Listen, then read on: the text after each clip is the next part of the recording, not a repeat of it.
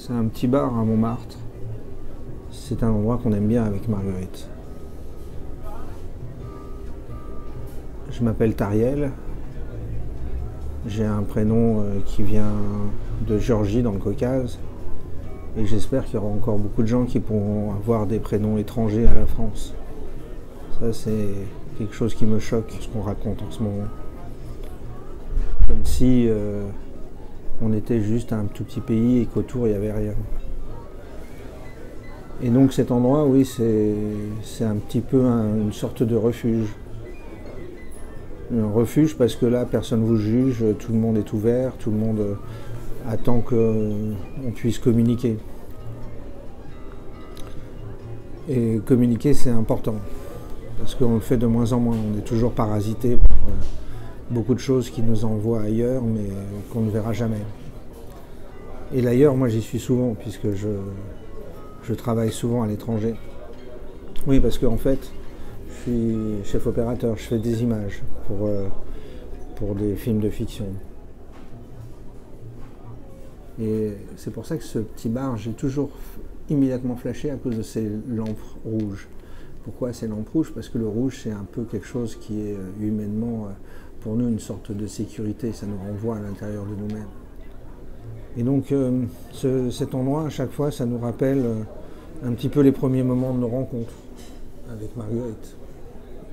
Parce qu'on s'est rencontrés par hasard dans un endroit un peu comme ça. Et le hasard, souvent il est visuel au départ, mais il est aussi l'odeur, les gestes que les gens font.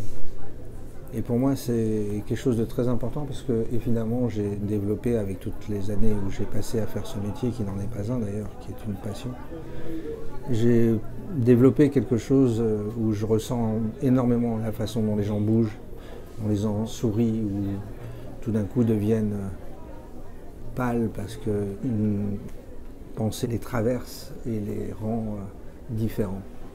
Et ça, c'est un petit peu le travail qu'on a à faire quand on est directeur de la photo, c'est-à-dire d'être capable, avec la lumière qui est quelque chose d'impalpable, de sculpter ce qu'il y a autour de soi. Alors avec une mise en scène plus ou moins réaliste ou pas, mais en tout cas de réussir à capter ces moments-là que vont nous donner effectivement les comédiens.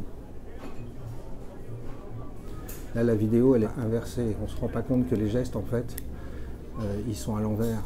Mais ils sont tellement précis et tellement rapides qu'on ne peut pas le voir, en fait.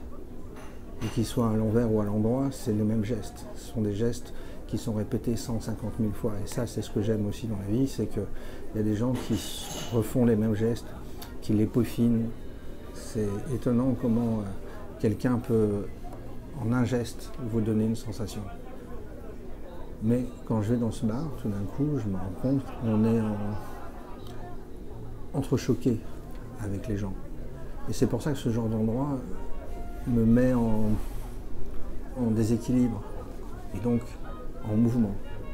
Parce que c'est vrai que le déséquilibre et le mouvement sont indispensables, comme celui qu'on voit là à l'image.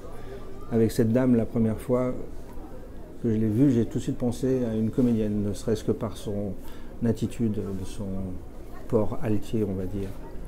Et non, pas du tout, elle a toujours été dans le commerce, mais elle a cette faculté à rendre les gens curieux et détendus, ce qui n'est pas évident, parce que souvent on est derrière nos portables, notre sécurité relative.